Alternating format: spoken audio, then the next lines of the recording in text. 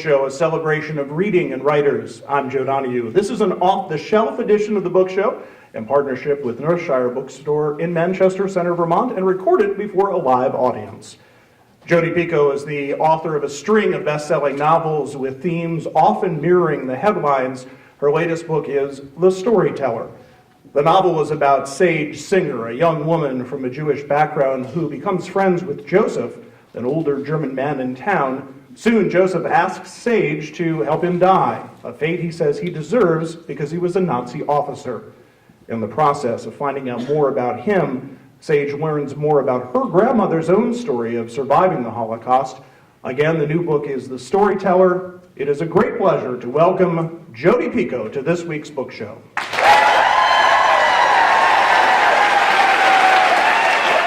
Just while you all were getting your book signed earlier, I was just checking to make sure I wasn't missing anything in my preparation for the interview, and I looked at Jodi's Twitter feed and found out that today The Storyteller went #1 on the New York Times bestseller.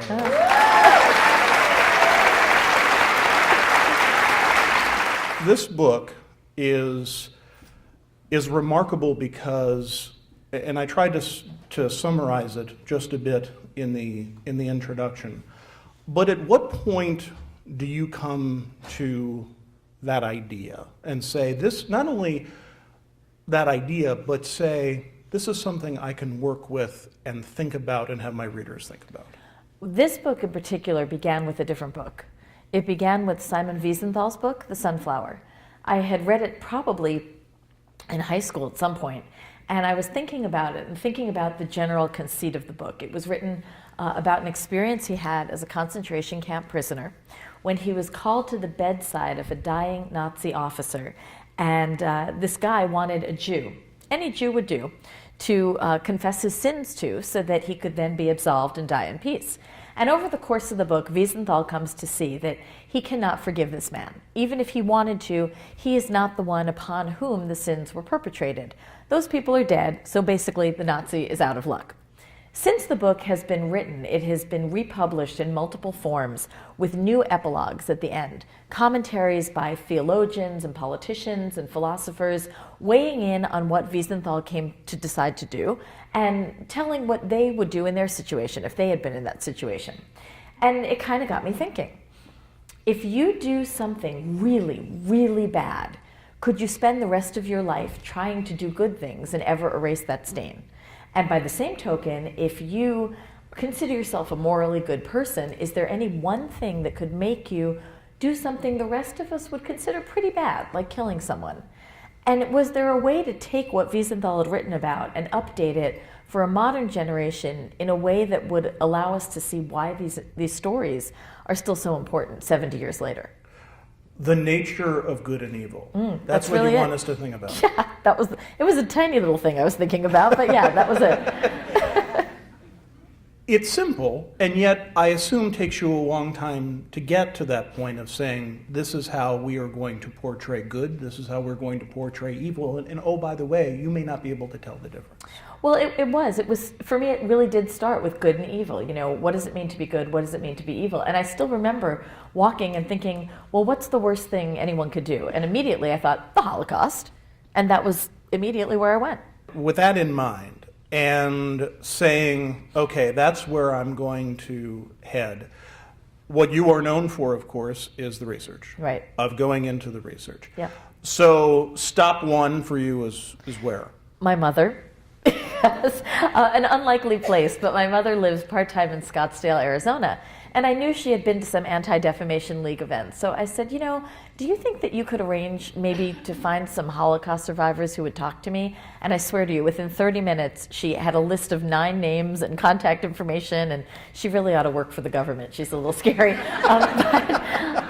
know, and I actually wound up working my way through that list and talking to many of the men and women on the list. I can tell you about some of their incredible stories. There was a man named Bernie. Bernie grew up in a town of 5,000 Jews. By the end of the war, there were only 36. He told me how, when the Germans came to occupy the town, his family and friends would go under into the basement of their apartment building, and they would hear the Germans walking around upstairs while they hid. One night there was a young woman who was carrying a baby that was crying. The baby wouldn't shut up, so they kept feeding it little bits of bread, and it was still crying, so she juggled it up against her shoulder, and she accidentally smothered her own infant. She walked upstairs, sat on the curb, and just stayed there for 3 days until the next roundup because she had nothing left to live for anymore. Bernie also, when he was finally taken from his home, he managed to grab onto the doorframe of his house and pry off the mezuzah, which is a little strip of metal with a scroll inside that's been blessed. He held onto that mezuzah in the bottom 3 fingers of his hand, curled around it for the entire war. His hand fused shut, and after the war he had to have it surgically opened so that the mezuzah could be taken out, and he showed it to me when we met. It was absolutely incredible. Wow. And he's just one survivor. I can keep going. Well, okay. So how do you not become somewhat intimidated in the sense of, well, how as a writer, how as a storyteller, am I going to beat that? I don't think I can beat that, nor would I want to. There's no way fiction should ever take the place of reality, particularly in the case of these stories. These men and women have very important stories to tell. The character of Minka in the story, who is Sage's grandmother, the one who is the Holocaust survivor, is braided together from threads of many people's lives. Everything that Minka experiences has happened to a survivor that I spoke with. And so I basically created a new reality for her by shaping all of these incidents together into one whole. And I don't really see it as creating something bigger or tougher or sadder. I see it as blending a lot of realities. When you blend those realities, tell us how Sage came into the mix, because this is a young woman who is dealing with the death of her mother, and she's having a really tough time with it. Yeah. And that she's going to a grief group. This is where she meets Joseph, who's 95 years old. Right. And she's been through a lot. She's been through a lot of these groups, and it's tough. Sage is a loner. Sage doesn't connect because of a scar on her face and because she has this horrible secret she's hiding, and she's just not really good with people. And it is a surprise to her when her new best friend is a 95-year-old man, of all people. And not just that, but a 95-year-old man that everyone in town knows. You know, he's everyone's favorite adoptive grandpa. He is a retired teacher. He leads the 4th of July parade. She's like the only person in town who doesn't know him. And, you know, when he asks her to help him die, because he used to be a Nazi, he doesn't realize at first that her grandmother is a survivor. And so, you know, it adds this new wrinkle. If she decides to help him, is it mercy? Is it revenge? Is it justice? Sage was a really important character to me because she epitomizes a lot of the young generations in this country today who are thinking, why are we still hunting Nazi war criminals? They're in their 90s. Who are they going to hurt? And why do we have to keep talking about this stuff? It happened so long ago. Sage also is of Jewish heritage, but not a believer. She is an atheist, a confirmed atheist. And that was another very early decision that I made, because I think there is a tendency to think of the Holocaust as a Jewish issue. 6 million Jews died in the Holocaust. Well, 5 million non-Jews died in the Holocaust. It's not a Jewish problem. It is a human rights problem, and everyone should care about it. So to be able to get Sage to a point where she is convinced this is still important, this is still necessary 70 years later, is to convince anyone who's reading it. Obviously, with your Jewish heritage, do you look at it and say, okay, this is my view of the issue?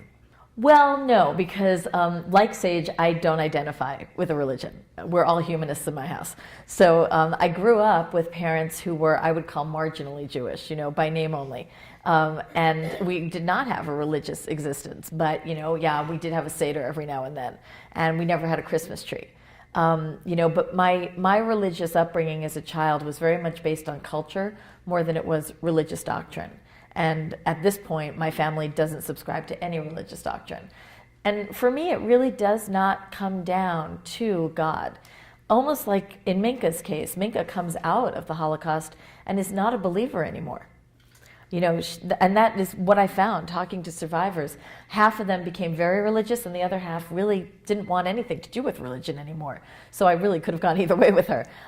You know, I feel that it's very important to not marginalize the Holocaust just based on religion, because that's kind of what made us get there in the first place. In reading this book and reading this novel, it reminded me of two of your past books, and one is Keeping Faith, which you delve into the issues of religion. Does that help in the writing or even in the research that you sort of have that baseline? Sometimes it does. It didn't in this book, because it wasn't as though I retread ground with previous people who'd helped me do research. But for example, the rabbi that I used to do research in Keeping Faith wound up helping me again with other books in the future after Keeping Faith. So that was a good connection to make. I do think that too is a book about the nature of belief.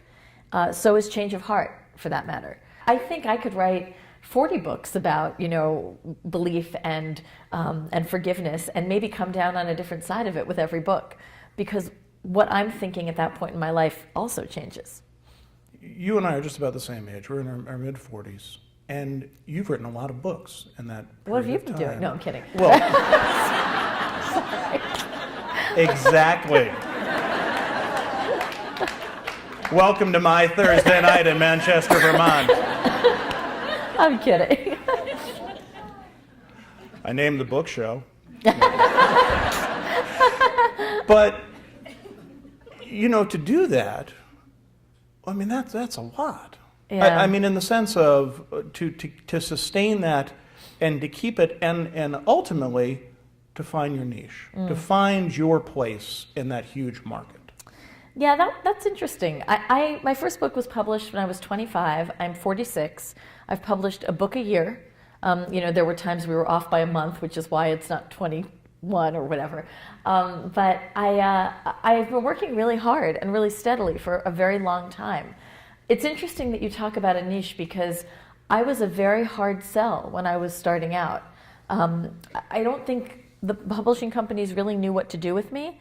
I did not write books about women who meet in a hot tub and discover they're all dating the same guy, And I think they would have preferred if I was writing that, actually. But I wasn't. I was writing about things that were really heavy, that weren't light, fluffy beach reads, that were emotional and devastating, and that often asked a morality question.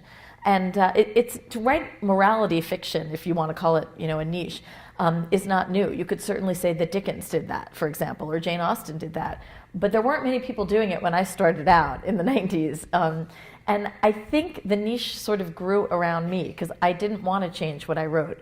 So instead, I just was lucky enough to find people who actually wanted to read it, and then told their friends and told their friends and so on. And, we got to a point where more people were reading my books, and maybe publishers began to think, oh, we can publish this stuff. Neonaticide, the death penalty, mercy killing, stem cell research, what it means to believe in God, what it means to not believe in God, the right to die, gay rights, the Holocaust. I'm a party, aren't I? So, with those issues, morality fiction, what do you want us, the reader, to do? Because you have said, we've had conversations about this, where you have said, look, I'm not coming to any conclusion, but it's something that you want the audience, you want your readers to wrestle with, because you're wrestling with it. I don't think it's my job to tell you what to think. I have an opinion. I'm very outspoken. I'm always happy to tell you my opinion. But my opinion is no more valid than your opinion. And your opinion may be different from mine. What I do think it's my job to do is to take a given controversial situation and lay out all different facets of that issue, so that you then get to look at it and decide why your opinion is what it is. You may wind up changing your mind. You may not, but it is probably the first time that you've ever really evaluated why you believe what you believe. Most of us form our opinions at our parents' knees, or because our church told us to think that. Sometimes it's good to shake it up a little and really explore why you believe the things you do. The thing I find interesting about your work and about those issues and the issues that you write about, of whether it be the death penalty or gay rights or stem cell research, is that we as a reading public are buying into that. We're thinking about it. We want to read about it. It's not the women in the hot tub. It's deep. Yeah. And it's heavy stuff. Yeah. Why can't we then take it one step further after we've put down the book and do something about the issues? I don't know. If I had the answer to that, I'd be a lot more wealthy than I am, to tell you the truth. Yeah, you're doing all right. No, I honestly don't know. I don't know where the transition goes. I think, I don't know, maybe we need to ship copies of my books to everyone in Washington. Maybe that's the answer. Yeah, there you go. But, I think that, I do think that we often become polarized in our country. One of the reasons I've written books like, for example, Change of Heart, was because I really felt as though you could almost fold the country on a fault line of religion. And I really wanted to look at an issue that is very divided by religious beliefs, which is why I picked the death penalty. I think that the first step is being able to have empathy for someone who doesn't think the way you do. And a lot of people are not even willing to go there. So I would like to believe that reading a work of fiction that makes you take that first hesitant step is at least setting you on the right path. The fact that your books are so popular, the fact that people are reading them, the fact that we have a theater filled with people here tonight indicates that those issues are resonating and people want to talk about them. And I'm sure, I was just watching you in line, people want to talk about this stuff. And it fascinates me of then, when the book closes, perhaps we then stop thinking about it or talking about it. I don't believe they do. I really don't, because I think that's what fiction does. Fiction allows you to then take the book and say to someone else, read this so we can talk about it. And having those conversations, I think that's really the way you begin to change the world. I can tell you that I've had letters from kids, for example, who were disowned by their family after coming out, and then read Sing You Home and said, I read that book and you made me feel normal again. That's an amazing thing. I've had letters from young men and women who said, I was suicidal, I read The Pact, I don't want to wind up like Emily, I'm telling an adult today. You don't expect to change a life when you write fiction, but every now and then you do, which is a remarkable benefit and a really humbling experience. So I think that it's a slow change, but it's a sea change. And by no means do I mean to put all of this on your shoulders. No, I know, really. I'm going to have to leave now. Okay, now it's your job. Right. But us as a society, because we care about these things. It seems like that we innately care about them. But I also think that there's a tendency to think of Americans as pretty stupid, and readers as really stupid. And I don't buy into that. I have never dumbed down my readers. I don't want to write chapters that you can finish in one toilet sitting. I don't want, I'm not gonna not pick a topic because I think that you don't understand it. That puts a picture on the radio, doesn't it? Right? Yeah. I trust my readers. They are smart, engaged, intelligent people who have always been willing to go wherever I want to take them, no matter how crazy it is. And I am really, I'm really thrilled by that, and I'm really grateful for that. A lot of writers don't have that gift. They don't have readers who are willing to engage and who are willing to go wherever you want to go. Some readers want the same book over and over. I think that's exactly what my readers don't want. Jodi Picoult's new novel is The Storyteller. It is published by Atrian. She is our guest on the book show this week. Just looking at the book, it seems to be the way they're marketed is toward women. But you have said many times that just under half of your readers are men. Yeah, I was so tired of being called a women's fiction author that I actually kept count for 3 months, and 47% of my fan mail comes from men. I get a lot of letters from guys who read the books and take away very different things. They see themselves in the male characters. A lot of my books have male protagonists. And, there's no reason that you can't read a book about the death penalty and identify with it as a male. I don't know why anyone would think that's a particularly female-centric topic. I think, honestly, we live in a country where if you are a woman and you have 2 X chromosomes, you must be writing chick lit. I don't think that's necessarily true. There's nothing wrong with chick lit. It's a great genre. It's fun if you want something light and funny to boost you up. And And it's got a place in the literary canon as much as mystery or thriller or morality fiction does. But anyone who reads The Storyteller and says, this is a great work of chick lit, I don't know what they're thinking. And yet, you look at the color of the color. You have the light tones, and there's the back of a woman's head. And do you ever have that fight with the publisher and say, do we have to do that? This was actually the second incarnation of this cover, and believe me, this is the better one. There's only one cover that I flat out said we cannot do this. It was for Handle with Care, which was about wrongful birth lawsuits. And the picture was this very close-up fetal profile. It was like a baby in utero. And it totally creeped me out, honestly. And I left it on my kitchen counter for a few days just to kind of see what would happen. Everyone who walked into my kitchen went, oh, what is that? So I said, look, this is not going to work. It's very off-putting. And, they said, oh, but it's a baby. Everyone loves babies. I said, that's not a baby. That's like a half-cooked tadpole. And anyway, I trust publishers to know what sells in their market. This book would never sell in England. My British covers are so quiet, and the colors are much less brassy. That doesn't sell in America. In Poland, all my covers are cartoons. I don't know why. So it's a very interesting thing, but publishers tend to think they know their market. In America, there is a tendency, like I said, to assume female author must be pitched for women, must look like a woman's book. I don't necessarily think that's right, but the alternative is going to be, the Harlan Coben thriller type, The Storyteller, in big block print, and that wouldn't be right either. I don't know necessarily what the answer is. I'm just really grateful to men who look past, the pretty girl with the flower in her hair and say, I don't care, I just want to read the book. Right. But again, keep in mind, over 60% of the book buying public is female in America. You became my patron saint when you went after, you were very outspoken to the New York Times about their review.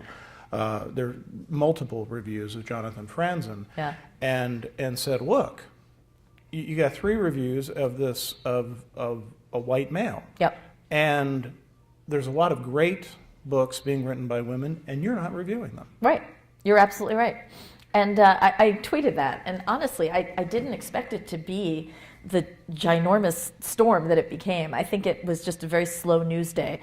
But, I basically... But good for you. Yeah, well, you know what? One of the really nice things about being a successful writer is that people do sometimes listen when you speak. And the interesting thing about that is when I said that, immediately the backlash was, oh, stop whining. What are you complaining about? You're successful. You have readers, you have fans, you have sales. Why are you complaining? I actually wasn't complaining. I get plenty of reviews. I get a lot of review coverage actually for a commercial fiction author and for a woman. But there are a lot of women who don't. And if you're lucky enough to have a moment at the podium, isn't it a good thing to stick up for other people who haven't quite gotten there yet? And that's really what I was trying to do and what I continue to try to do.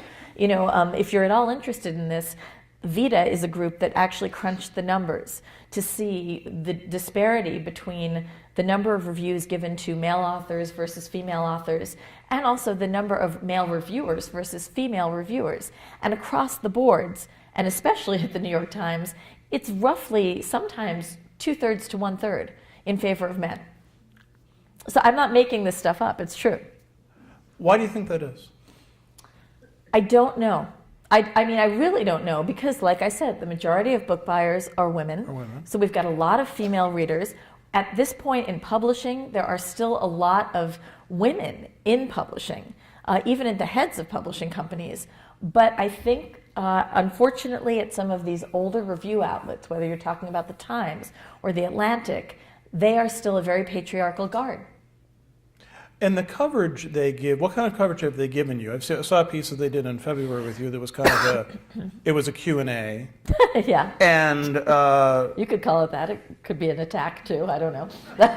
Yeah. It's very much what it seems like. Yeah. Because it certainly wasn't allowing you to That was a voice your 3-hour concerns. interview.